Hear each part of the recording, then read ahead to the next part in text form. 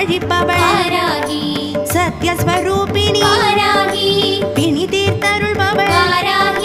பிணிக்கு மருந்தாய் பூரணி காரணி புவி காக்க வந்த